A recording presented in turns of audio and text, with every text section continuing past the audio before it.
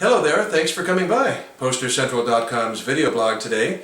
I'm Pete Howard, and boy, Family Dog 1, FD1, a Tribal Stomp, featuring the Jefferson Airplane and Big Brother and the Holding Company. Poster numero uno in the Family Dog numbered series, the very first one struck for sure. Now, I blogged this poster before, but it was like at least a couple of years ago. I had an old camera, which without the good quality as this. And I paired it up with Bill Graham's first poster, BG1, so I didn't give this one quite enough time, and I have actually some interesting insights to add, and I won't have any repetition from the previous video blog, so thanks for bearing with me. But this is actually a different copy of the first printing of FD1, so it's, it came along, and I said, yeah, I'm going to update my video, sure, why not. So you got here the Jefferson Airplane without Grace, and you've got Big Brother and the Holding Company without Janice, but still, it's a fun, important, early seminal concert poster, really a ball. Printed in black and white to keep, frankly, just the costs down, as were the first four Family Dog concert posters. Things were on such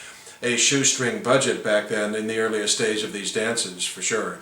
Wes Wilson with his classic lettering style, boy, I'll tell you, he did remember the first 10 Family Dog concert posters and 45 out of the first 50 Bill Graham, but that's very much Wes Wilson's style. If you know his work, you really recognize that. However, he's not the sole artist credited with this poster. It's a collaboration between Wilson and Family Dog concert promoter Chet Helms, who picked the picture in the middle there of the three Native American Indians on horseback and the name for the poster, a Tribal Stomp. The reason this one, by the way, is FD1 is because the previous Family Dog dance was not promoted by Helms, and so they decided that the formal Family Dog numbered series would start as Helms started as the promoter, starting of course with the Fillmore Auditorium. Now, according to Eric King's authoritative book on this very topic, that photograph in the middle was taken by Edward Curtis. Why not throw out the credit, right? Photographers are credited in books. Maybe I'll do it here as often as I can. Taken by Edward Curtis. The photo actually has a name. It's called Sioux Chiefs. Did I say that five times fast? Sioux Chiefs. And it was taken from the book The American Heritage Book of Indians. And as a matter of fact, Helms would draw on that very book for several other images to use throughout his Family Dog concert posters series. So I'm happy to give that book a shout out as well.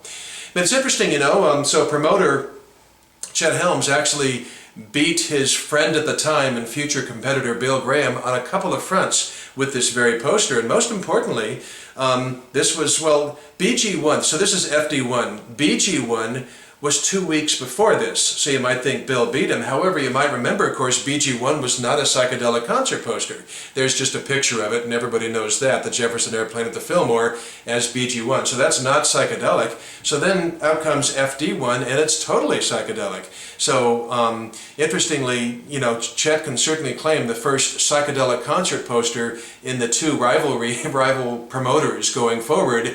Chet had the first psychedelic concert poster.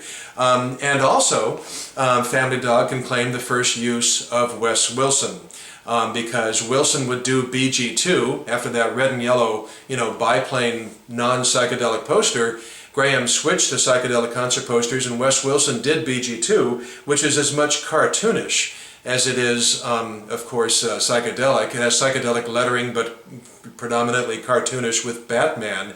And so, but that was a month away. Batman was a month after this. So those are really a nice couple of feathers in the cap, if you will, for the Family Dog, in concert poster design way back at the beginning here.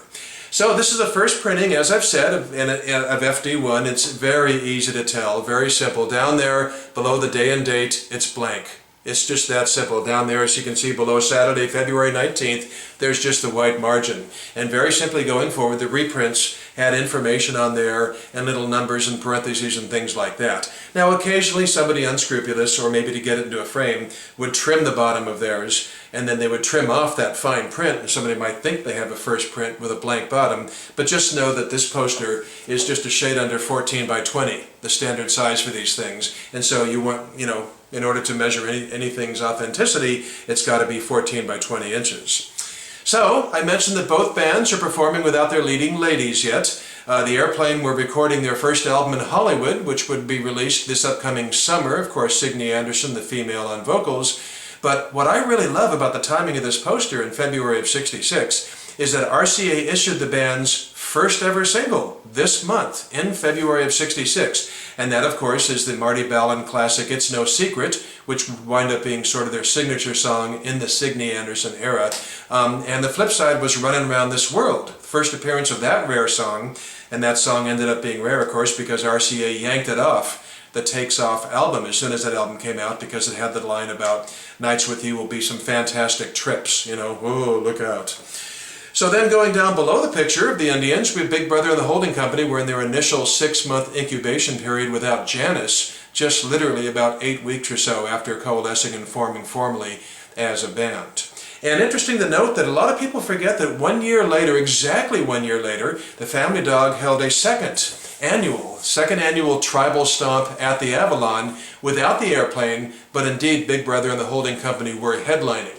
And of course I'm talking about this poster, very familiar to SF rock poster collectors. And right there in the middle is Big Brother and the Holding Company's lead guitarist James Gurley with, yep, a feather in his cap. A nice homage all the way back to the elaborate headdresses found on the 3 Native American Indians on horseback here on the first annual, doesn't say annual on this poster, but Tribal Stomp. So that's pretty fun. I really like that. There it is, a real sweet poster, really early. Some people like them in color and more psychedelics and stuff, but this one obviously lent itself to be hand colored in, and there are definitely examples extant colored in by hand, I believe even by Wes Wilson at the time, but certainly by people up in their walls, in their rooms and everything at the time and throughout the 60s. But you know, black and white original works just fine for me. Sometimes posters are just great in black and white. So there you have it. Thanks for coming by. Take care. Appreciate your time. We'll see you next time. Bye-bye.